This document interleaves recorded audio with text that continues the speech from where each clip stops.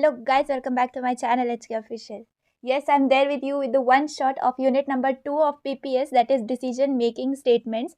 In this video, I will cover all the important and necessary topics which are related to this topic, and we will definitely complete this in one shot. So let us go ahead, we'll not waste our time today.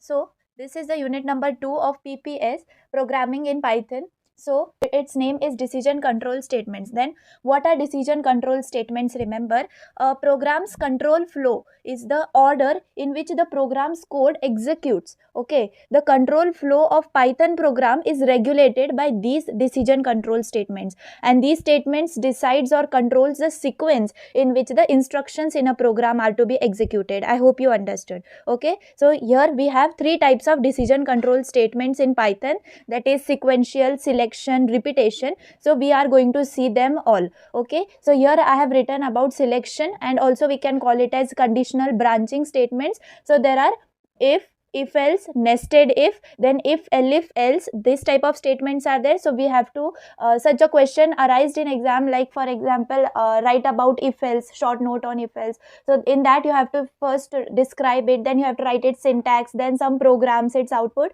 So every flow of your answer I am going to explain you today. Okay, so don't worry, every question from this unit you will be covering if you see my video. Okay, so now let us go ahead and see what are basic loop structures and iterative statements. So this is the full brief of the unit which we have to study. So these statements we have to study, then we have to go towards loops. We have while loop, for loop, okay, then nested loops, and then break, continue, pass, else statements which are used in the loop. So we will see. So this is the complete brief. Now let us start that unit. So we have to start with what are decision control statements. Okay, so what are decision control statements or decision making statements in programming languages? They decides the direction of flow of program execution. In our daily life we do many things which depends on some kind of conditions. For example, if I study, I will pass in exams. If he is hungry, he will eat, like this. So some conditions are required for us. So sometimes in the program we need the statement to execute under some condition, like if the value is equal to this, then this will happen, and if not equal to this, then this will happen. Okay, so this can be achieved in Python by using some decision control statements. So this was the brief idea about what are decision control statements. Now let us see the first one, which is if statement. But here I have shown you the whole decision control statements. They are of two types, that is decision control and flow control statements. So in decision control statement part we have if else, if else, and in flow control statements we have for, while, break, and continue. So here I have shown you the flow chart of it. Now let us see what is if statement. So a simple if is there. See, majorly this if question is not asked. Majorly if else, if else, these questions are asked. But for them to understand, we have to understand this if first of all. So what is if? The if the statement which is similar to other languages like in Java, C, C++, if you have learned, and it is used when we have to take some decision, like the comparison between anything, or to check the presence, and gives us either true or false. So the syntax for if statement is as follows. See, here you can see the syntax I have written. First of all, you have to write if. You have to write if in small letters only, because Python is dynamically typed language, and you can see it must have letters in small only. If you write I capital, then it will show error in your PC. Okay, so if expression, then whatever expression you have to write, and the very important thing, you have to give colon after your if condition. If you have not given colon in your program, if you have written in exam, you will get 0 marks, because that program will show error in computer. So you have to give this colon also, it is there in syntax. And then you have to, your hashtag is used for commenting. If you have learnt unit number 1, then you will you should know what is comments, how comments are given. Hashtag is there for a single line comment. So here I have written the comment to code to be executed under the condition. Skip this. In syntax you can write if expression colon statement 1, statement 2, and your syntax is over. Then you have to draw the flow chart. Remember how you have to write your answer in exam. Steps have the marks. If they have told you to explain if statement, then you have to first define it, how you use it, then you have to write the syntax, then you have to draw the flow chart, and then you have to give any example in Python, and then you have to show its output. So these 5 steps are very important. If you need, you can write it somewhere. So this is the steps, and these steps have marks. Maybe your answer is of 4 or 5 marks, it doesn't matter, but you have to complete all these steps, remember. So here this was the syntax of if, and this is the flowchart in which here you can see the condition is there, and if the condition is true, then only the code which is further, it will be executed. Otherwise, if the condition is false, the condition will come out of the loop, and here if you have written any end statement or display something, that will be executed. Otherwise, the condition will not be executed. Okay, so this was about if statement. Now let us see one example of if statement. Here I have written of if statement. First I have given the variable. If you have studied unit number 1, you will be getting to know what is variable, then how you assign the values to variable. Okay, so here I have defined variable 1 as equal to 10 and variable 2 equal to 12. Now if I have used if, see how you have to use if.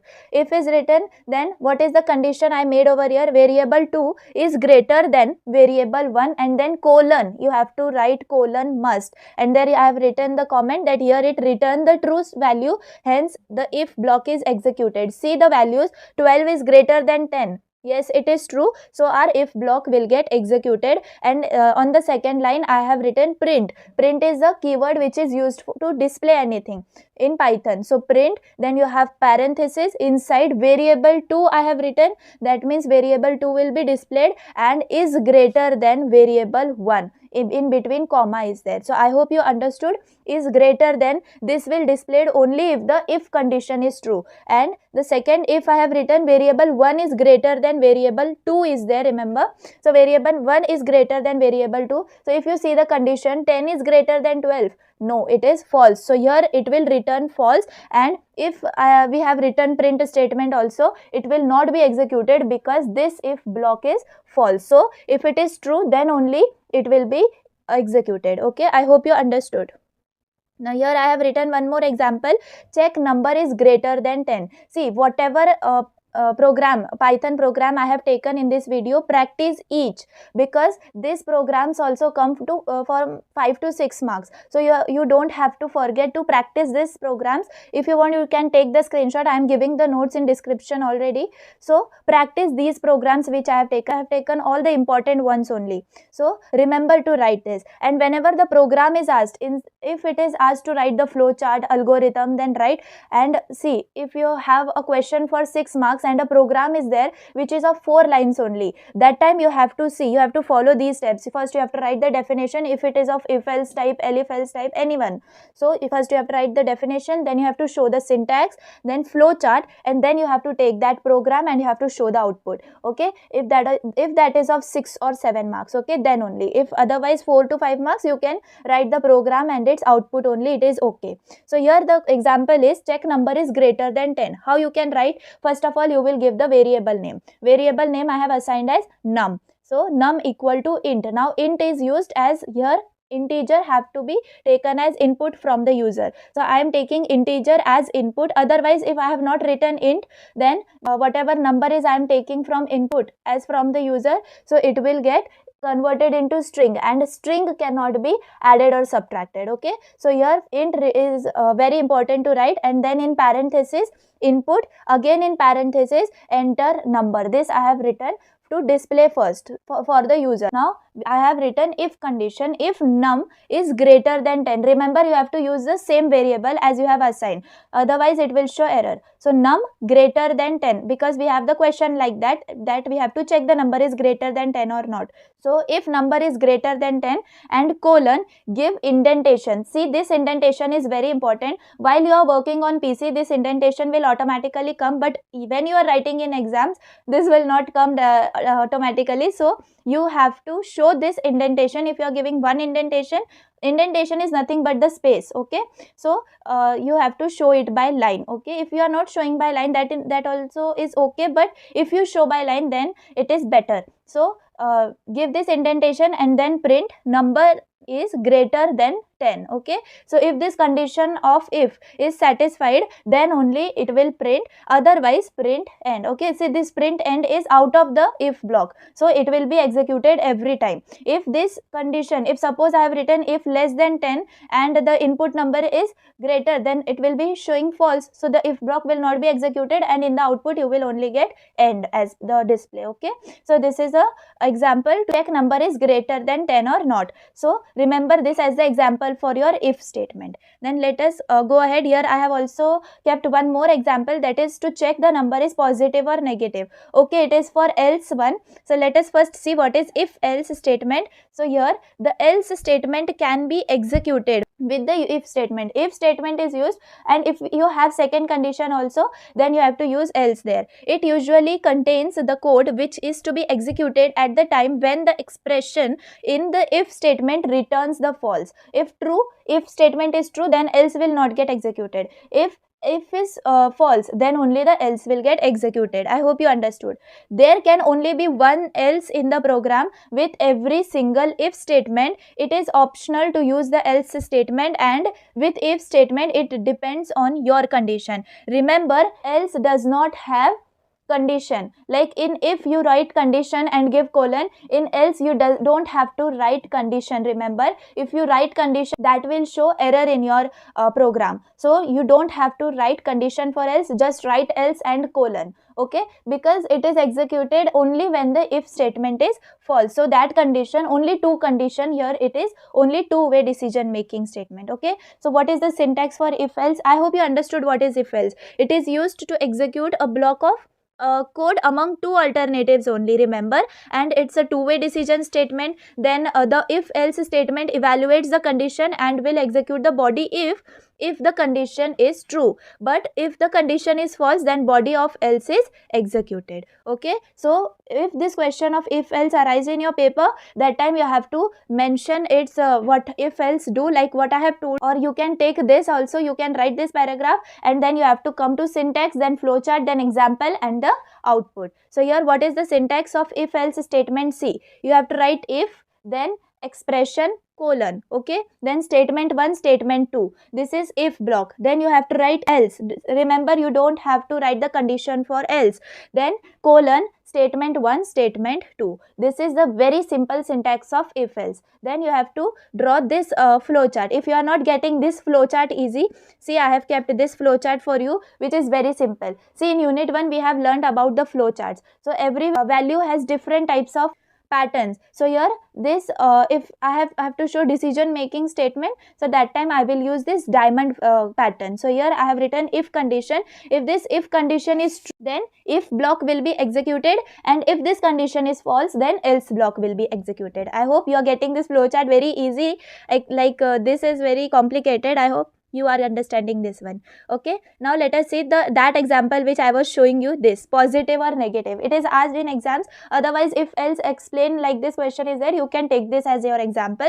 So positive or negative we have to show. So first of all, we will take num as input, int input enter number. Okay, then we will write if. Now what is the condition for if? Now I want positive number, so num greater than 0, then colon, then I have to give indentation, print num is positive. Okay, here I have to display this message of num is positive only if this if condition is true. But if this if condition is false, user have given any negative number, that time else condition, else colon, then indentation, print num is negative, and then print done. This is the outer statement. Anytime if or else, so this print done will be executed because it is out of if and else block. So I hope you understood if else. Let us see more examples.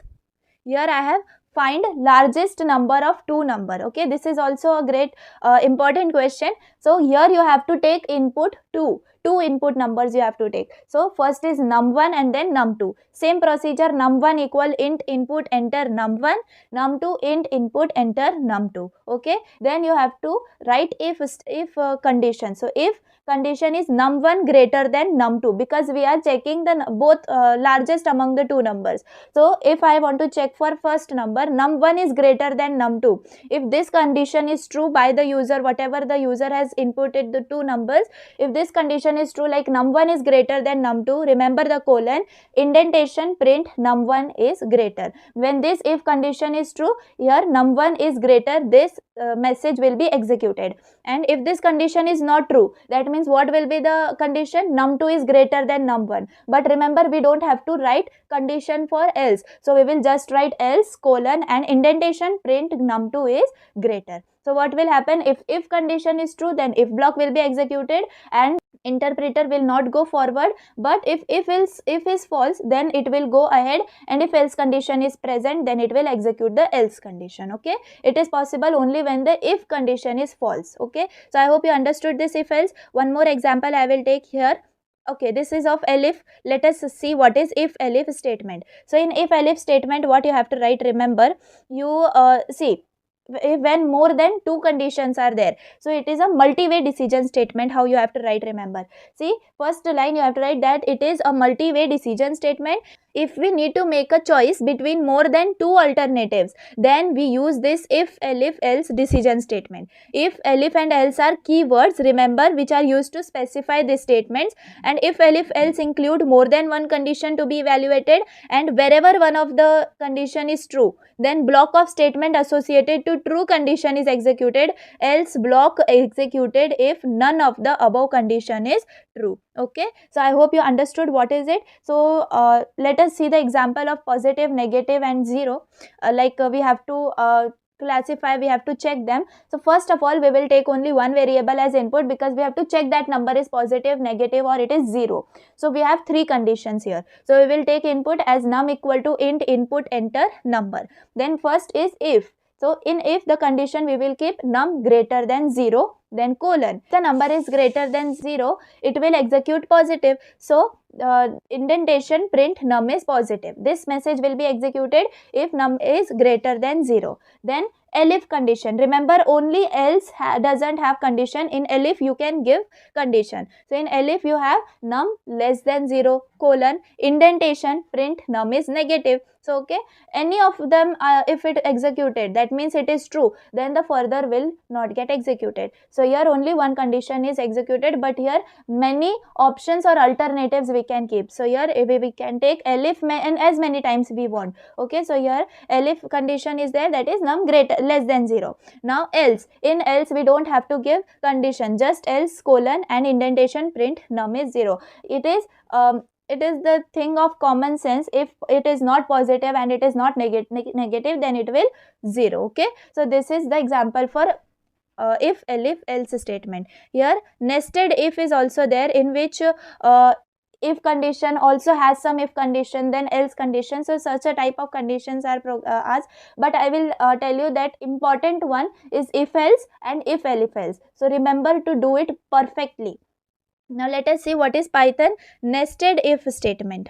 Here, if expression 1 is executed or evaluated to be true, then the inner if block is executed. See the points which I have written. In this program, we input a number, then we check if the number is positive or negative or 0 and display an appropriate message, and this time we use nested if. How we can use? See, here is the example of it. Now, if you have learned unit number 1, you will get to know what is float. So here float is used when any number in decimal format is to be taken as input from the user. So here equal to float input enter a number. Now the condition what I took, if num greater equal 0, then colon, then you have to give indentation. I know there is no indentation, but after this if block you have to give indentation, and then you have to write if num equal 0. Okay, here double equal sign indicates equality, single equal sign indicates assignment. Okay, so here if num greater or equal 0, then colon, then you have to again give the indentation, and if num greater equal to 0, again give. Now here you have to give two indentations. Remember, one indentation of the main if block and the other of inner if block. So here then you have to write print 0. Print 0, then you have to write else. This else is of inner block, so you have to write by giving an indentation else colon, then two indentations, print positive number. Then don't take indentation as we are taking the main else, so this is the else of the main if. So else colon print negative number. Okay, forget if you are not understanding, here I have not written that clearly also. Let us see the syntax of this. So here is the syntax of nested if statement. So here first of all, if condition or expression is there, colon, then see this how you have to write, see indentation, then another if block. So here if condition and its expression, and then colon, and then double indentation, one of the main if and the other of inner if. So you will get statement 2, statement 1, statement 2, that is of inner if block. The else you have to give for inner if, so you have to give indentation there, else colon, double indentation, statement 1 and 2, this is your inner else block. Now this was about inner one. Now let us go for outer if. So as if is there in outer, else will also be without indentation. So else colon, then indentation, statement 1, statement 2. Write it once, you will get it very clearly. This is about nested if else. So here example for it is also written here, largest among 3 numbers. If you have to write this program, then you have to take 3 input from the user, a, b and c, like int input, enter the numbers, then if condition a greater than b. Now here a greater than b is the condition, and now here I am using and operator because both the conditions have to be true, then only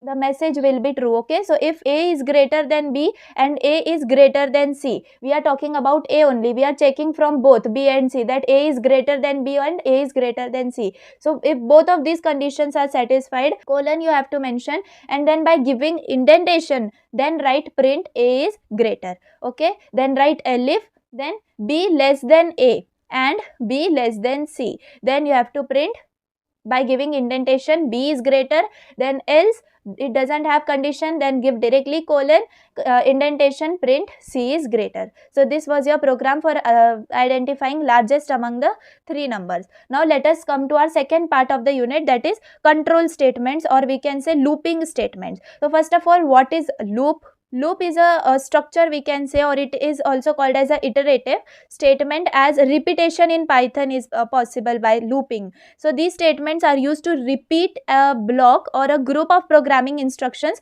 depending on the value of an integer expression in Python.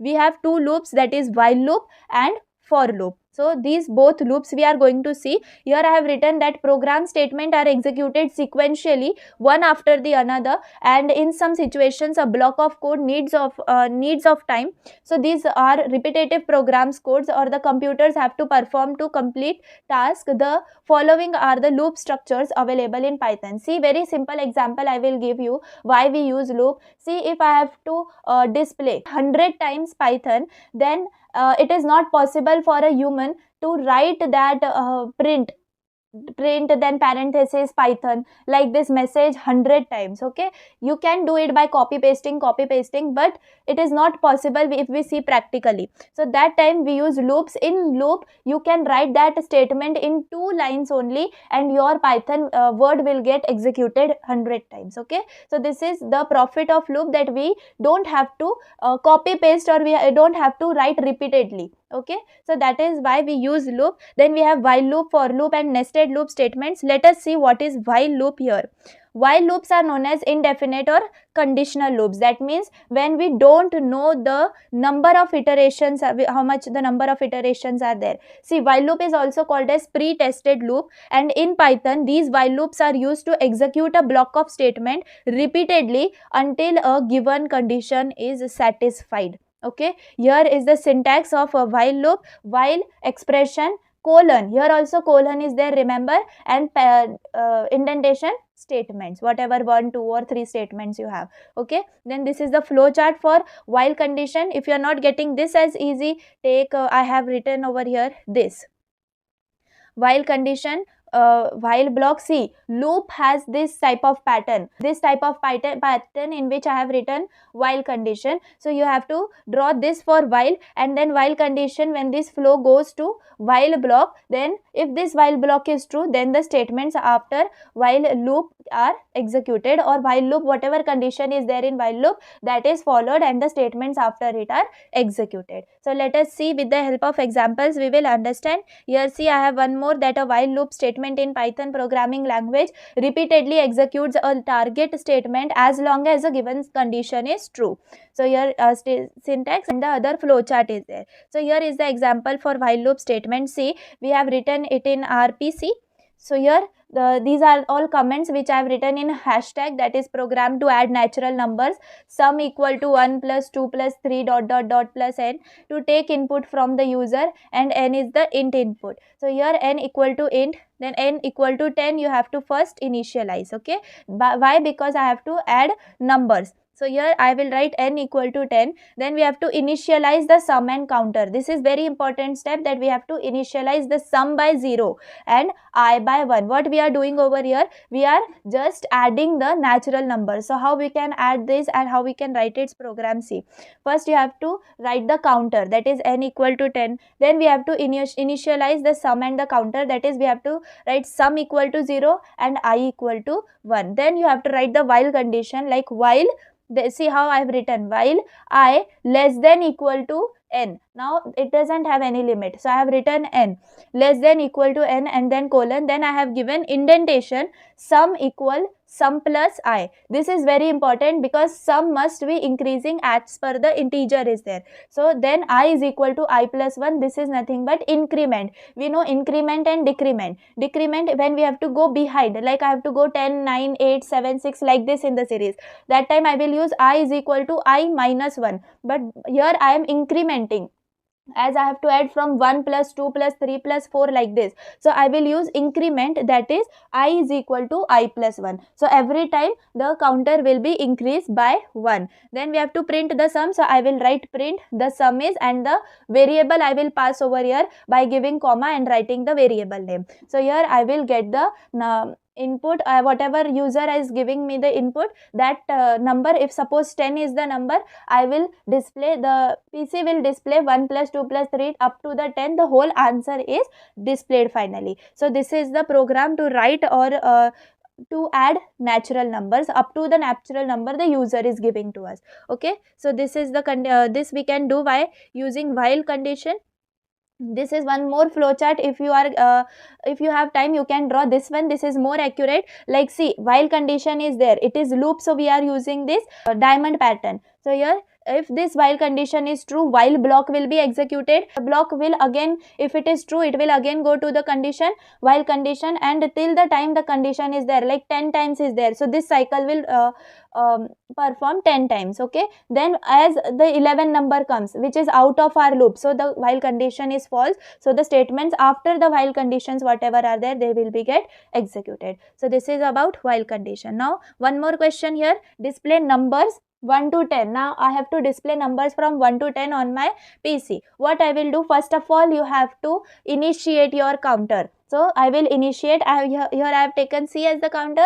So C you have to initiate by 1, because I have to write from 1 to 10. Now remember, you have to write while, and what is the condition? C is less than 11. Now why I have taken 11? Because in this condition the interpreter will not take number 11, it will take from 1 to 10 only. But if I have written here 10, then it will take number 1 to 9. But here the question is from 1 to 10, so I will write 11. See, remember, this is very important step. Students write 10 and their program becomes wrong. So you have to write C less than 11 and then colon, then indentation, print C till the time this condition is satisfied, that is till the time the counter is 11. From 1 the display will be C. On the display we will get C, and at last you will increment, that means C will always increment by C equal to C plus 1, like 1, 2, 3, 4, it will get incrementing. So till the time this condition is true, the while loop will get executed. So this is the program for displaying numbers from 1 to 10. Now here I have written in my handwritten format, like add all natural numbers 0 to n. If you have not understood that before one, you can consider this, that I have given variable n equal to int enter number. Okay, then I have initiated number is equal to 1. Okay, so here sum is equal to 0. This initiation is very important, otherwise the while loop will show you error. Then while number is less than n plus 1. Remember this no and n, these both are different variables. So here till the time this number is less than n plus 1, the in indentation format write sum equal to sum plus number. Till that time we have to add the number, like 1 plus 2, it will get stored in some variable, that is 3, and again that 3 will be added, that is this sum will be added to the further number, that is 4. So 3 plus 4, that will become 7, again it will be the sum variable 7, again it will be added with 5. Okay, so this is the condition, while condition, and then we have to write the increment num is equal to number plus 1 and print the sum. Okay, at last the sum will be printed. Now this is very important question, that is Armstrong number. Check whether the number is Armstrong or not. This is very popular question in exams, so practice it. Even if you are not understanding it, then practice it, because it is very important question. Okay, so let us see how we can do it. First of all, and what is an Armstrong number? An Armstrong number of 3 digits is an integer such that the sum of cubes of its digits, like I have taken 1, 2 and 3. So sum of cube of the particular digits is equal to the number itself. Okay, if I am cubing 1 cube plus 2 cube plus 3 cube, and after the answer I am getting again 1, 2. If I am not getting it, then it is not an Armstrong number. So how we can write the program for it? Remember, like this. See, first you have to take the input from user, that is num equal to int input enter number. Then you have to copy that number in the other variable, otherwise it will get lost. So I have written another, or I have declared another variable copy equal to num, and then we have initiated the sum by 0. Okay, I hope you understood till the 3 steps. Then you have to write the while condition. In while you have to write till the time number is greater than 0. Okay, so here we will take all positive values, colon, then in indentation. Now here I am declaring more variable. I have declared d. Why? Because here I have to modulo. What is modulo? Modulo is the operator which gives you the remainder after division. Okay, so you have to divide that number by 10, and what is the remainder you have to display. So you will write like d is equal to num modulo 10, and then indentation c. Then you have to cube it, because our condition is like that. We have to add the cubes of our individual numbers in the 3-digit format. So here the c, the another variable I have taken, which is equal to d. Now here this is exponent operator which is used as the power, as I have to write d power to the power cube or d to the power 3. That time there is no option of giving power in Python. So you have to use this exponent operator, that means the power. So d exponent 3 is will be your power. Okay, then indentation sum equal to sum plus c, this is as usual, and num equal to num, this is floor division. This is again an operator. I hope you have studied operators in unit number 1. Okay, so num equal to num floor division 10. Now what this floor division will give me? Suppose I have, like, you are dividing 11 by 2. So what will be your answer? In you will get 5.5, right? 11, you will get 5.5 as the answer. But here if you are using this floor division, that whatever number which is there after decimal, that will not get executed, only 5 will be your answer. So here I am using that. So num equal to num floor division by 10 I am doing. Okay, then if this number or the sum I am getting, so if this sum is equal to the copy, that means whatever sum I am getting after this much procedure, if it is equal to the sum, two equal signs are used for checking the equal. So here if it is equal to the copy, that is the variable number which is there, so then we will write colon here. See, remember we are using if else also over here along with while condition. So here if this condition is that is if sum equal to copy is true, that time it will print Armstrong number, and if this condition is not true, it will come to else block and it will print not Armstrong. Okay, so you can take the example of Armstrong number of 371. 371 is the Armstrong number. You can do right now. See, take the cube of 3, 7 and 1. Okay, individually take 3 cube, then plus with the 7 cube, then plus with 1 cube. You will get the number, that is 371 again as your answer. So that is why this is Armstrong number, and you can take this and practice this pattern program. It will be easy for you. If this question asked, you can write it. Okay, then we have for loop statements. Now for loop statement, it is similar to that of while loop statement, but the difference between both is while loop is used when number of iterations are not known, and for loop is used when number of iterations are known, or we can say when the numbers are limited, that time we will use for loop, and when we don't know the limit, like n types we use for example, so that time we will use while loop. Okay, so now let us see what is the content for loop statement.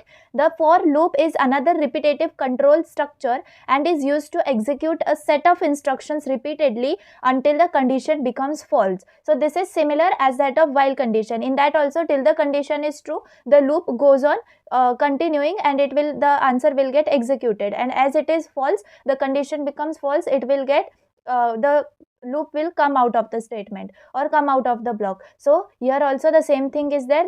It will follow the instructions and execute the answer until the condition becomes false. Now the for loop in Python is used to iterate over a sequence, list, tuple and string. So these are some data types like list, tuple and string you would have learnt in unit number 1. So what is done by the for loop? It is used to iterate over these sequences or other iterable objects. Iterating over a sequence is called as traversal. If you don't understand this, don't write, just write what you have understood about definition of for loop. You write like it is another repetitive control structure and is used to execute a set of instructions repeatedly until the condition becomes false. And you can write in your own words, like a for loop is used to repeat a specific block of code a known number of times. And remember, you have to write that it is used when number of iterations are known. Then range function is very important in for loop. The range function, I have kept its examples and pattern further. So remember that line also you have to add while writing the definition, like range function is important in for loop. Then let us see what is it. It is also a pre-tested loop. Then in order to utilize a for loop, you need 3 things. That is, first of all, needs to initiate a counter like we initiate in while loop also. Then must test the counter variable. Now this was not in while loop. Here we have to test the counter variable also, and it must update the counter variable. That time we use increment, decrement, the same thing here. We have to update it. That means c, like for example, c is your counter variable. C is equal to c plus 1 for increment and c is equal to c minus 1 for decrement. So this updating of the loop is also very important. So these are the 3 very important steps for writing for loop. That is, needs to be initialize the counter, must test the counter variable, and it must update the counter variable. Now let us see what is the syntax for loop statements. So here you have to write for, and then here counter variable, the VAL what I have written, there you have to write your counter variable. It may be of single letter, most of the time we used single letter only.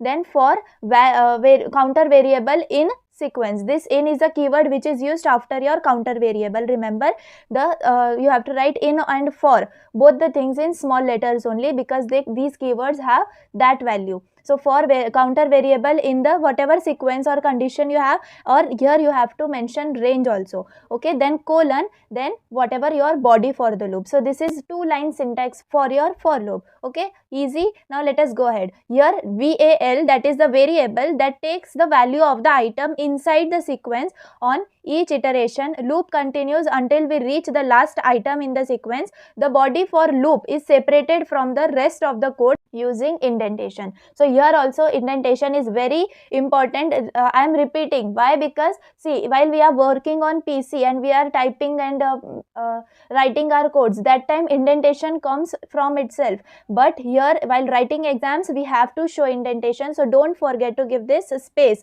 That indentation is nothing but the space. So once one indentation is of 4 spaces. While we code on our PC, that time 4 spaces we usually give. You can give 2 or 3 also, but the process I am telling you, majorly 4 spaces are used, or tab, or you can take tab is also used for giving indentation. So this indentation is again very important in this loop also.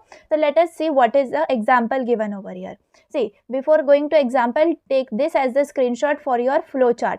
This flowchart you have to draw for your for loop. Here, for each item in sequence, last item reached, till the last item reach. If the last item is reached, that time you will get exit from the loop, and if it has not reached, again the same loop will continue, and till the time the last item is reached, your loop will go on continuing, and your whatever program is there, it will keep on executing. So this is the flow chart for your for loop. Okay, then let us see what is the example given here.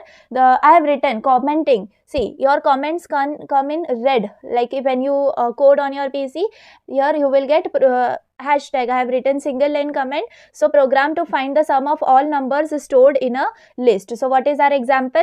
We have to find the sum of all numbers which are stored in the list. Now till the time, remember list. Now here list of numbers is what? Numbers, I have given the numbers as a variable name, equal to, remember list is always written in square brackets. When you understand unit number 1, the data types are there. In that you will get this concepts of list, tuple and string very clearly. So here in list you have to give square brackets inside which each value is separated by comma. Okay, so here what is the list of numbers? There are list of numbers like 6, 5, 3, 8, whatever. Then what we have to do? We have to variable to store the sum. Now we have to give a name to a variable that we have to store the sum. So we are initiating the sum by 0, same as we do in while loop. So here sum equal to 0 is the second line of our code, and then we have to iterate over the list. Now here for loop starts. How you have to write your for loop? See, for, then VAL, you can write this as a constant variable. In is the keyword, important. This in is written after your this control variable. Okay, so for variable in numbers. Now this numbers is your variable name, this variable name. Okay, then you have to give colon, and then you have to give indentation. Then sum equal to sum plus variable. Now what I am doing? We are adding, like 6 plus 5 is there, whatever the sum is there, like 6 plus 5 it will be 11. So that 11 will get stored in the sum variable, and that sum variable will then be added with the another number, the other number in the list, that is 3 in this type of list. So that 11 will get added to the 3. So what we will get? 14. Now that 14 will again be added with the further number, and that value is stored in the sum variable. So this is the function how for loop works. So the output you can write here, if you run this code in your Python, you will get output as the sum is 48. How you will get the sum is 48? First you have to write this statement, print. This print statement is very important as it is used for displaying. So your print, then parenthesis, inside you have, if you are writing any message or string, you can write this. So here I have written the sum is, and then comma, and then you have to pass the variable name. So when you pass the variable name, you will get the answer on your PC as your execution. Okay, so I hope you understood this. This is the example for loop. Let us see some more. Now yes, I have told you we have to write the range function. This is very important with respect to for statements. So what is this? Let us see. This range function can generate a sequence of numbers using range, and then we have parenthesis function. Range, like if I have written 10 in the parenthesis, this will generate numbers from 0 to 9. See, this type of thing I have explained you in while also, while we were adding the numbers from 0 to 10, remember. So instead of taking 10, I have taken 11. Why? Because our loop will take the numbers from 1 to 10 in that case, and 11 will not be executed. So the same thing is there in this range function also. So if I have written 10 in the range function, this will generate numbers from 0 to 9 only. That means these are the 10 numbers from 0 to 9. Can also define the start, stop and step size. Now remember, these are the three things which are present in range, that is start, end and step. Start is what you have to from where you have to start the range. Like here I have not given any start, I have just given 10, so it has taken it as the end variable, that is end of the range. So where we have to stop, so I have got numbers from 0 to 9. So from where this 0 has come, it is by default 0. So the start is by default 0. So I got 0 to 9. So this is the first one. And then stop is what? It is the end of the range, and excluded end is there. Whatever we write the end, it will be executed. Then what is step? Step is the interval. Like how, what is, it is by default 1. Therefore I got 0 to 9. 0, 1, 2, 3, 4 till 9. Okay. This step or whatever interval is there, if I have written 0 10 and the step size I have written 2. So I will get from 0, 2, 4, 6, 8 and no, 10 will not be get executed this time because I have taken 10 as the stop. I hope you understood what is the range. It has 3 types. These are not types. These are just what are the things you have to write in the parentheses: start, stop and then step. Okay, then this you have to separate them by comma. This is nothing but range functions description. See, step size by default is 1. I have told you it is if you are not providing it, it is okay, it will take it as by default 1. Then does not store all the values in memory, it would be inefficient. So it remembers the start, stop, step size and generates the next number on the go. See, I have taken a snippet of my PC where I have explained you how range function works. See here, print range 10. If I write this like print range 10, so it will give me range 0 to 10. Then here print list. If I tell interpreter to print list, then what it will do? It will create a list which is present in square brackets and it will write numbers from 0 to 9. See here, 9 is there, that means 10 is not included. Then here I have written print list range. Now here I have written 2, 10 and 2. So here this 2 is start, then 10 is stop and 2 is the step, that means interval. So what I will get in my output? I will get 2, 4, 6 and 8. It will start from 2, it will end till the 10, but it will not include 10 and the interval is 2. So I got 4 numbers in my list, that is 2, 4, 6 and 8. Then I have written print list range from 2 to 10. Now here I have written only 2 only. So what it will consider? It will consider start and stop. It will not consider step and it will take it as by default 1. Okay, I hope you are getting it very easy. See, then what it will what output we will get? We will get 2, 3, 4, 5, 6, 7, 8 and 9. So it will start from 2 but it will end up to 9. Okay, it will not include 10. Then it has taken, see how it has taken interval as 1 only. Then next print list range 20, 10 and minus 2. Now here starting is from 10, 20 and end is 10 and the difference or interval is minus 2. So the now it will go in the decrement format. So how I got the output? 20, 18, 16, 14 and 12. It will not include 10 as the end. Okay, now last one, see print list range 2 is the starting, 10 is the stop and minus 2 is the step. So you will get null. Why? Because it is starting from 2 and it is ending on 10 and you are saying that you have to decrement it. So it is not possible. The start must be greater than the end. So you will get null output over here or null list is there. Okay. So this is nothing but the range concept. I hope you understood this range concept very easily. Now let us see this, how we use this range in for loop. I have written here a question. See, when you are writing about for loop, the question is asked like you have to write about explain for loop.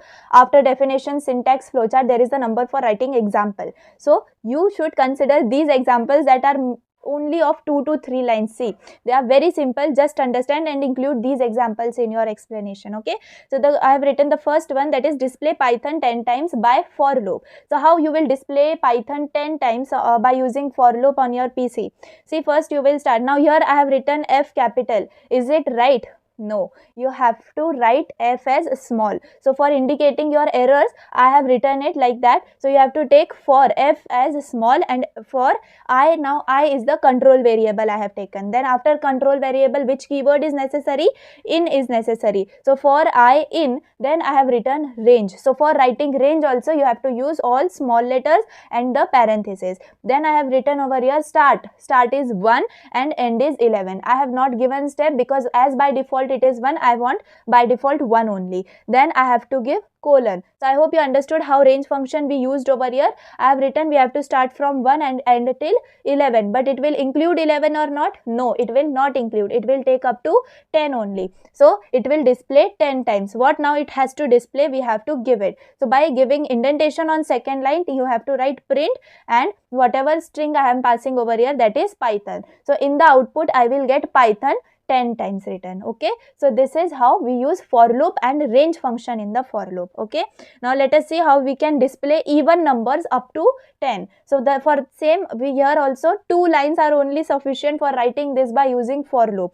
So you will write for I is control variable, in range. Now here also I am using range. Now how to write even number? See, you have to start with 2, then end at 11, as we have to write or display even numbers up to 10 only. So we will end to 11, and then step is 2. Why? Because even numbers are after every 2 number. Okay, so here this is the range. After giving colon, don't forget to give colon, and indentation, print even number, and you have to pass out I as the variable. So it will print all even numbers, that is 2, 4, 6 and 8. It will include 10 or not? No, it will not include. So till 8, from 8 to 2 to 8, we will get even numbers displayed on the screen. Hope you felt it very simple. For loop is it. Now the very important question on for loop is factorial. So this factorial question comes in interviews also. So please focus on this, and this question is important, mark it. So here what you have to do, first of all you have to give the variable as no. I have written here no, you can consider num as well as number. So here number is equal to int input. Now you have to write integer, as here we are taking input numbers. Okay, so int input, enter number, I have passed the message and parenthesis closed. Now here I will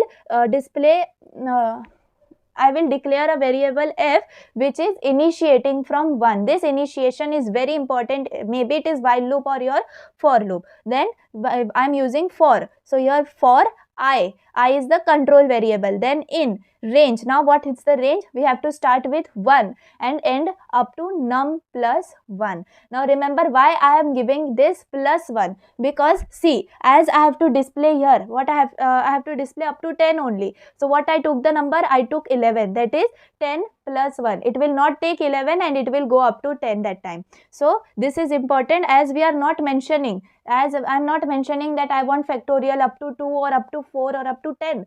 So here I am taking num plus 1. So whatever number I will get input from the user, the end will be its plus 1. Okay, then colon and indentation. Now here f, the f only which I have initiated by 1, it will be equal to I. Now here I is the control variable into. Now remember, while writing into, we generally use cross symbol while multiplication, while we are writing in maths.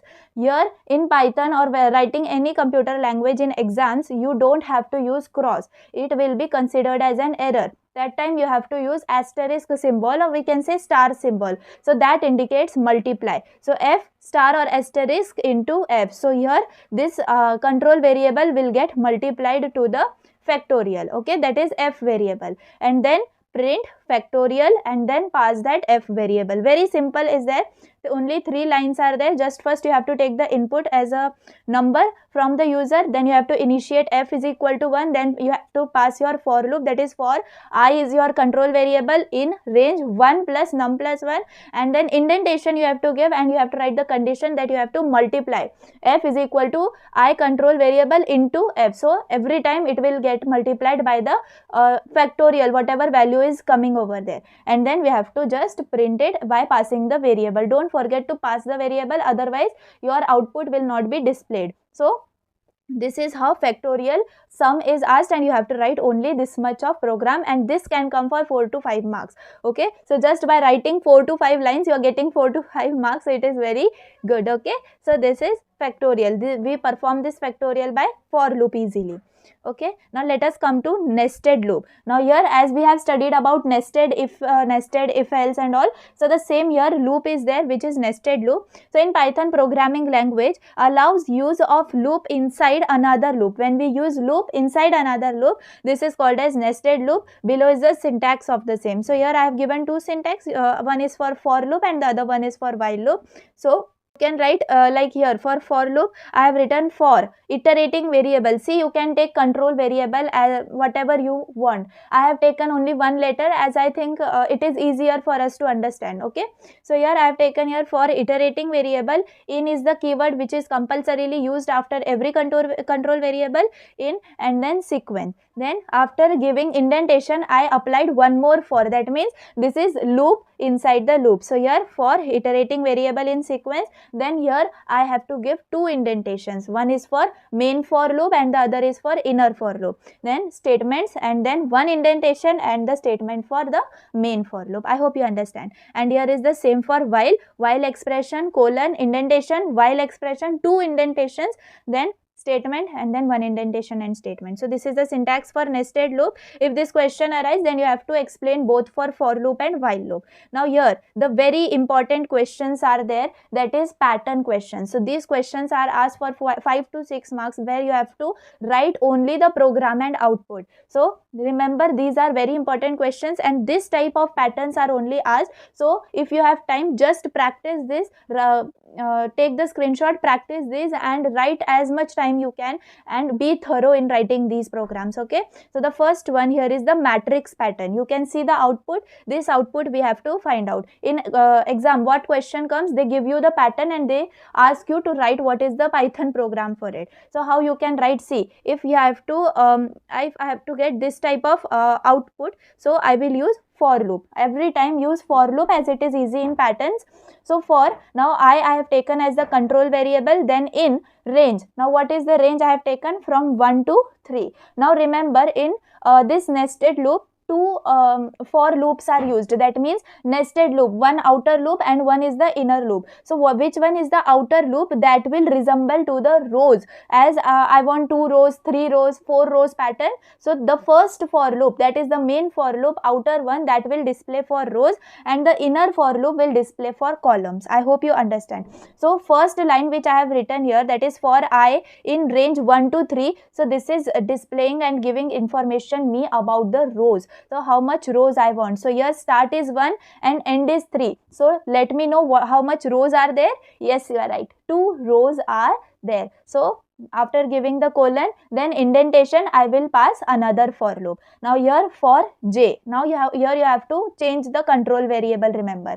So here I have taken j in range. Now I am talking about columns. So I want columns 1 to 4. So I will get what? I will get how much columns? 3 columns. So here I have taken columns 1 to 4. Now the our work for making rows and columns is over till now. Now you have to write what you have to print. Okay, so till now I hope you understood how we used nested for loop. First of all, we wrote for loop, that is first one, for I in range 1 to 3 and colon, then indentation, second for loop. Don't forget to give indentation, otherwise your total program will get error and you will get 0 marks.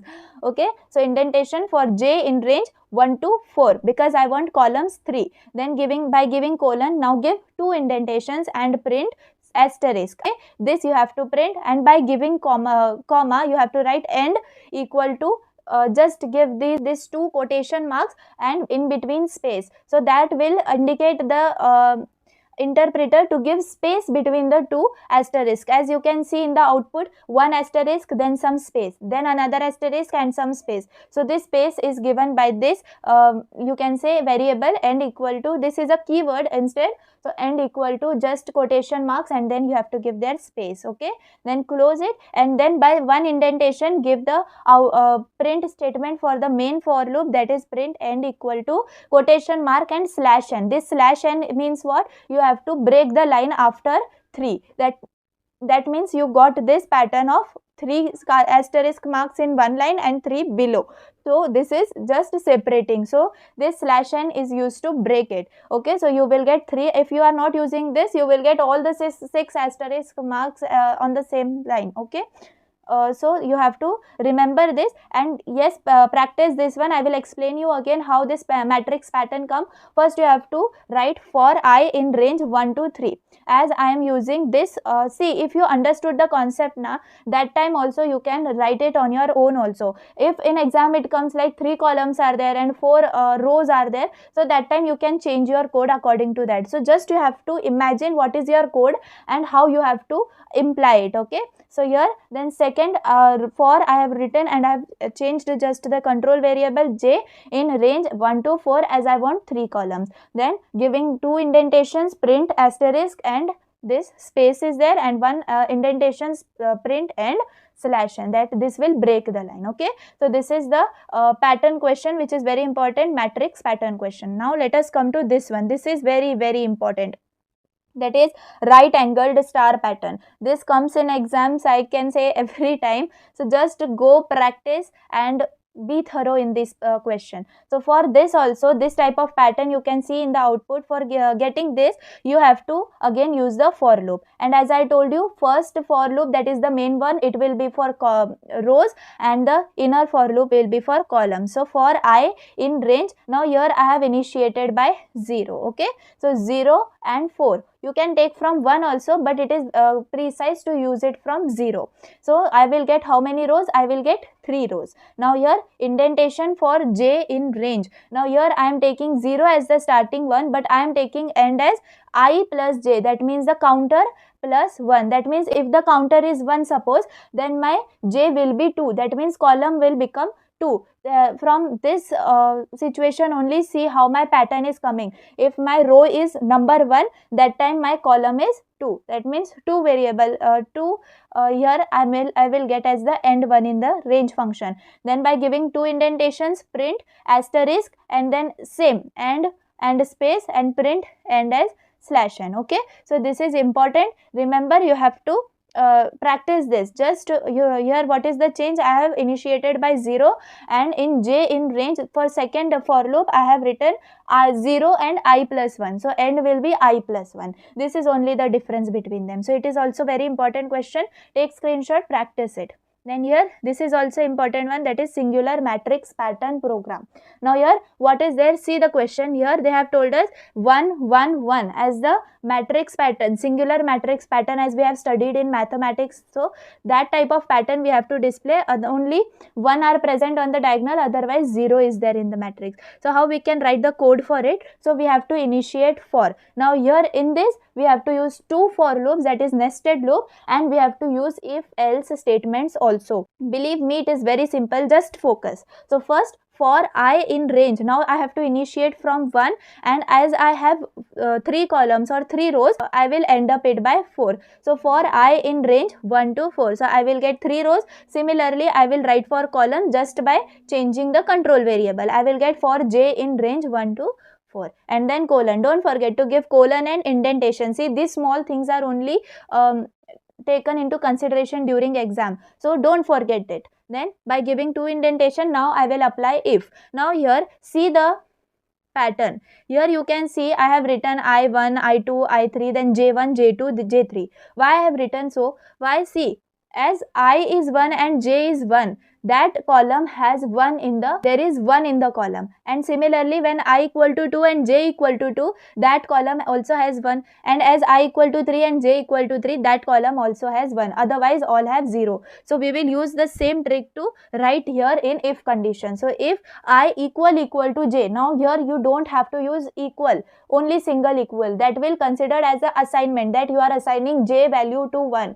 Here that doesn't have any value. Here you have to write I equal J. That means if I and J, both the values are same, if rows value and column value is same, give colon. Then remember, here 3 indentation is there, one for main for, second for the inner for, and the third is for your if block. So here 3 indentation are present, you have to print 1. So when this condition is satisfied, when rows are equal to column and that column is there, you have to print 1 and then end with the space. Okay, then you have to come below, give 2 indentations, come to else. Now else, as else doesn't have condition, just write else and colon, 3 indentations, similar format, and write print 0. That means till the time when I is not equal to J, that time it will print 0 and same end space. Okay, and at the end print end equal to /n, that will break it. Okay, so this is very simple. Just you have to consider this thing, that when I and J are equal, that time you have to print 1. I hope you understood it. So it is also very important one, that is singular matrix pattern. Now we come to the third part of the video, that is of the unit, that is break, continue and pass statements. So these are called as jumping statements, remember. So what is break statements? Let us see. So this break is a keyword which is used in Python. So how you have to write your answer if the question is there, like to explain break, continue or pass statements. So for break statement, you have to write like break is a keyword in Python, the first statement. Then second, break statement terminates the execution of the loop in which it is present, and it transfers the flow of execution to the statement immediately following the loop. Okay, when, like for example, anything you have told to say 1 to 5. Okay, then you are counting like 1 2 3 4 5, reach till 2 and I said break, so you have to stop. So the same thing here is applied, as whenever this break keyword is there in the loop or any condition, that time it will break over there only and your program will get over, and the last whatever the last statement is there, it will get executed. So that is for break. So what you will write, first of all you will write break is a keyword in Python. Then break statement terminates the execution of the loop in which it is present and transfers the flow of execution to the statement immediately following the loop. And if break statement is inside a nested loop, this break will terminate the innermost loop also. Okay, so the same you can draw the flowchart also for break statement, and you can take these examples. Like here I have taken terminate the loop statement and transfers execution to the statement immediately following the loop. So for letter in Python, now here I am using for loop. So here for letter in Python, if letter equal h, that time here see break statement is used. So I will get I have written print current letter and I have passed the variable of letter. So I will get only p, y and t as the output, because here I have written when the letter is h, if condition it will break. So it will break when the h is there. So only three things are executed, p, y and t. So that is break statement. Okay, then what is continue statement? C.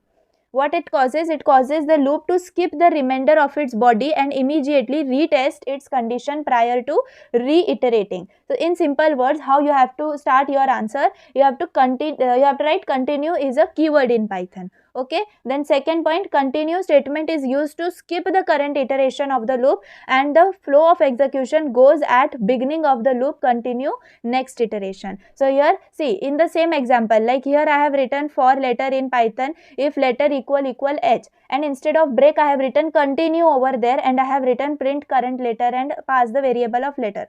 So what I will get in output here, where I have written continue if letter is equal to h. So whenever the what is the condition, like h is there, so it will only break the h and it will again go to the next one. So what will be the output?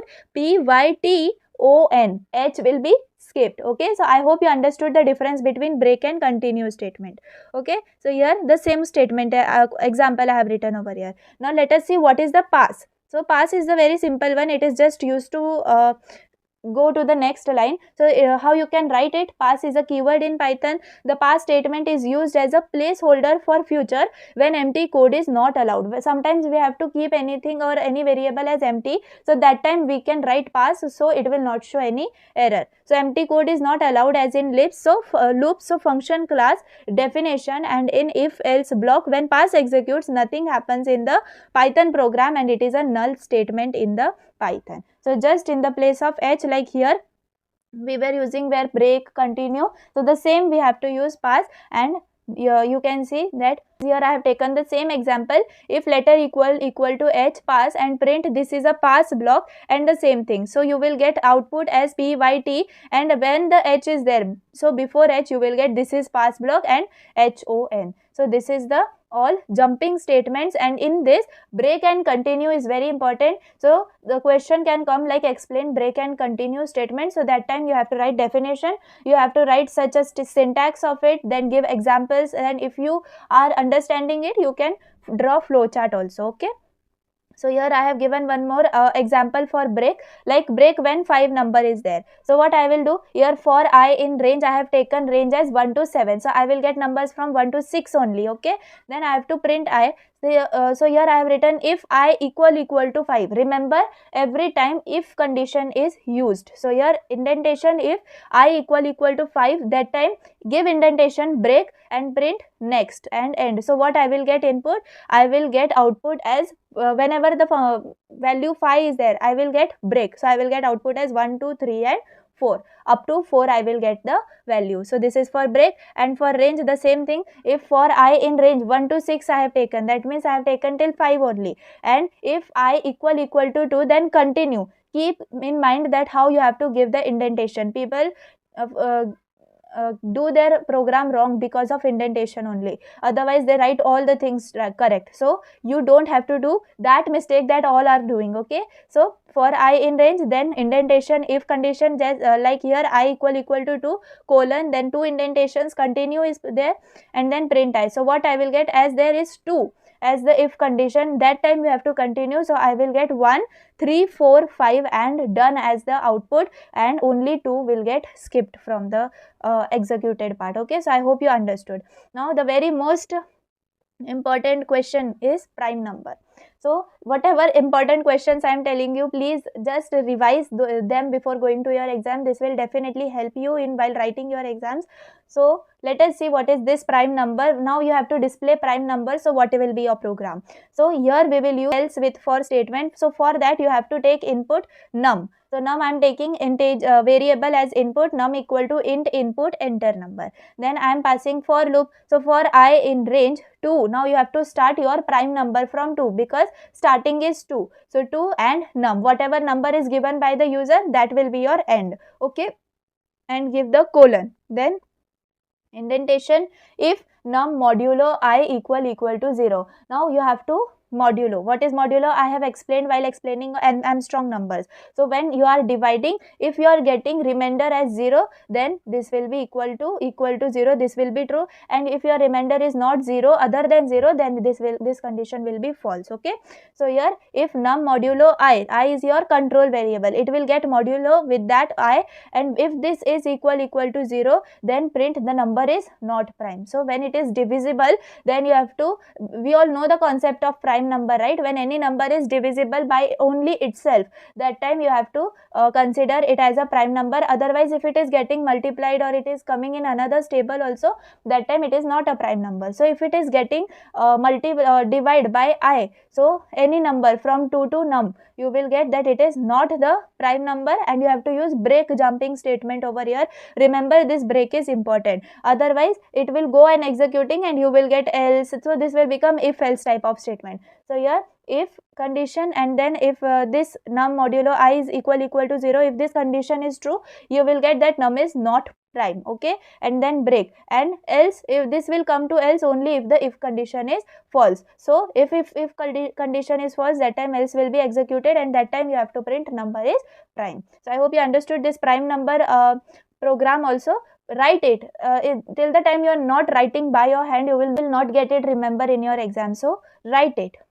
Now we come to the last part of the unit, that is list, tuple and dictionary. So you have to write about them. So first of all, list is there, that is ordered collection of data of same or different type of data which is enclosed in the square brackets and separated by comma. So what are the types? So these types are asked, and this question is considered as a big question. 6 to 7 marks are there. So just remember these types and you can able to write this. First of all, if list is asked, so you have to write the definition, then the types. That first is creating list, then accessing list elements, then third is updating list, fourth is deleting list element, fifth is concatenation and repetition, and sixth is the method.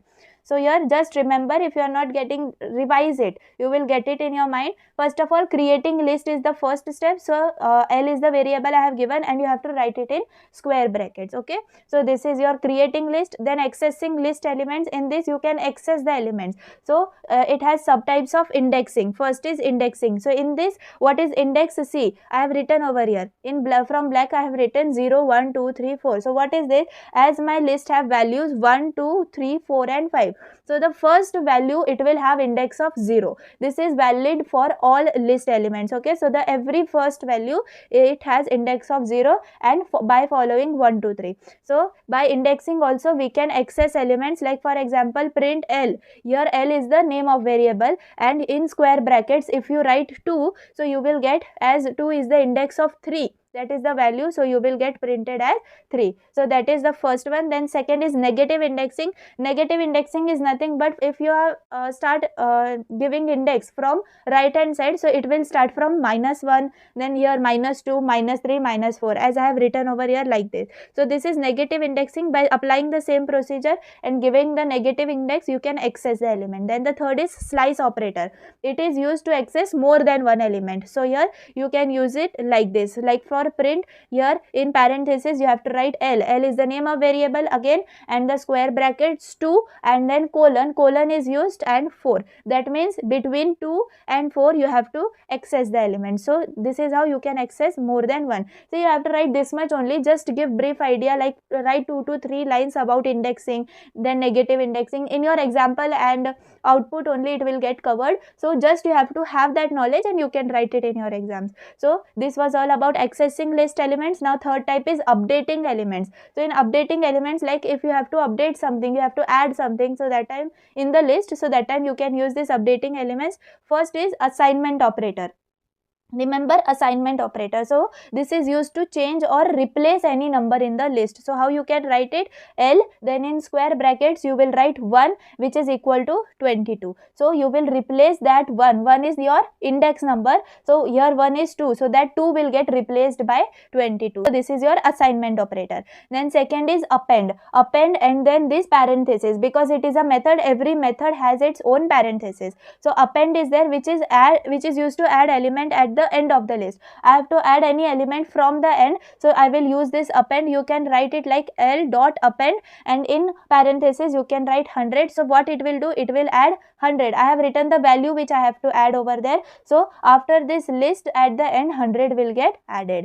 Then extend. Extend is also a method. So parentheses are used, and this is used for adding more than one element at the end of the list. So here if you have to add, like for example here I have written L dot extend parenthesis 200 and 300. So this 200 and 300 value will get assigned to the list at the end, remember. Then fourth type is insert. So what is this insert? Insert is for adding any new element in between the list. Here we were replacing, or we were adding at the end of the list. Here we have to replace, you have to add new element. So in that you can write like L dot. See, this dot is important. L dot insert, and then in parenthesis first is your index. Which index you have to you have to add a new element, and then you have to write the new element. That is, here I have written 33. So here at the index of 2, here index 2, which number is present? 3 is present. So at the place of 3, what will be added? 33 as the value I have given. So here I will get the list as 1 to 33,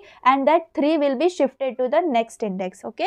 So I hope you understood these three types: creating list, accessing list elements, and updating elements.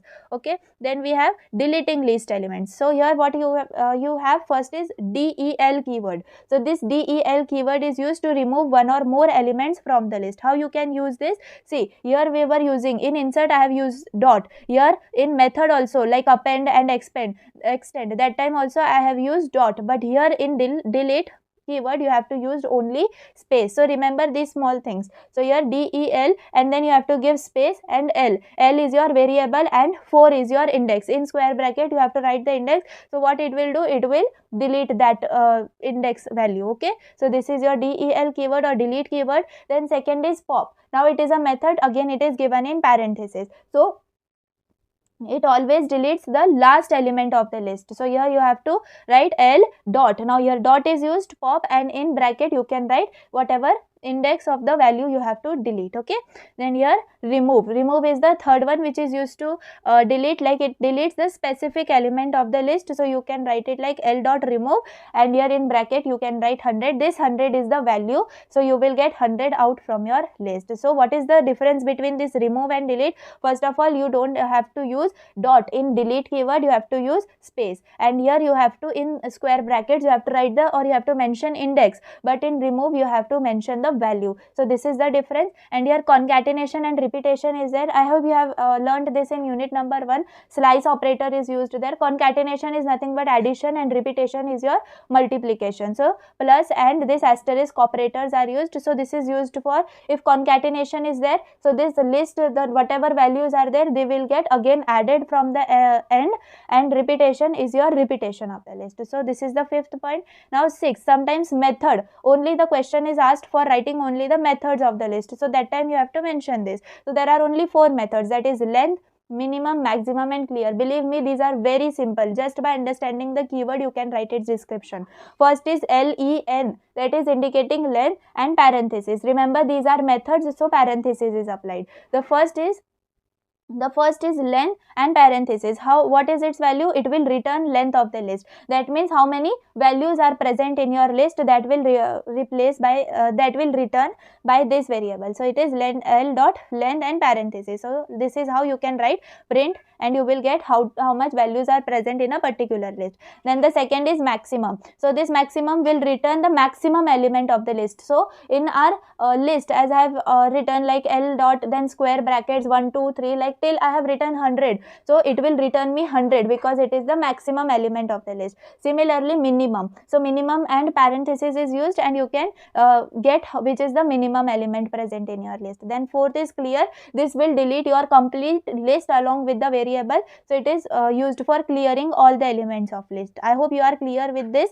That is list. So what are the things? That is creating list, accessing list elements, updating list, deleting list elements, concatenation and repetition, and the method is there. Similarly tuple. So here you can write the definition for tuple here. So here just you have to see, if you have understood this list now, you don't have to write creating list, accessing list, updating list and deleting. You just have to write about concatenation, repetition and method, and it will be same for this. Just only instead of using square bracket in list, we use parenthesis, that is curved brackets in tuple. So just that, and these two methods are only there and same as of list, so I have mentioned only that. So if tuple question asks, mainly it is in exams list is only asked. So if you are able to write about list, so only concatenation, repetition and method part of list you have to take from that, and you have to write in tuple. Okay. Then in dictionary. So in dictionary, what you have to write? What is dictionary? Key value pair is there. Okay, we have learnt in unit number 1. So key and value, so that pair is present in dictionary. First is creating dictionary. Curly braces are used in dictionary. So here 1 is the key and 100 is its value. Then comma, then another key value pair, then comma, then another key value pair. Like such dictionary is made. So first point, creating dictionary. Then second, same, accessing values from dictionary. So how you can access? Here you have to write key. As we were giving index in list, here you have to give key. So you will get output as 200, and here d square 3. So here 3 key is not present, so it will show output as error. And get, the second one here, example get, only get is there, so for to get the value, so here you will write 2 dot get and 200. So if the 200 is the value, you will get the value as if. Okay. Then updating values using key. So here I will write the key value, and as it before it was 200, but now I want to update it to 2000. So I will use this updating value, and by using the key and d square in square, I will write 2, and I will be assigned it by 2000. So it will get replaced or updated by 2000. Then similarly you can write for deleting values. Delete is the keyword, then clear, same thing is happening, just you have to understand and learn which keywords are using. Okay. So in deleting values, delete is used, then clear is used to clear the whole dictionary. Then methods are same like for key. If you want any key, that time you can write key and in parenthesis that key value. Okay. Then your maximum, so this maximum will return the maximum key from the dictionary. Your values, so this will return the values of the key. Your minimum, so minimum will repeat the key from dictionary, and length, this will repeat the number of pairs which are present in the dictionary, that is key value pair. So I hope you understood about dictionary also. So here our unit 2 ends. So I hope you understood this one shot, and as if your paper is tomorrow, do this patterns, and I have told you about which are important things. If else, then if else, these statements are important. Then break, continue, these both are important. Then while and for, these both loops are important. See, it is compulsory question. Like if in first question while loop is asked, then compulsorily in your or second question for loop is asked. So prepare any one of it very confidently. Okay. Then prepare these pattern questions which I have told you, and this dictionary, list, tuple, just read out it. Only reading part is there in them and nothing else. I hope you got this video very helpful, and if you like small part also of this video, please hit the like button and subscribe to my channel. Thanks for watching.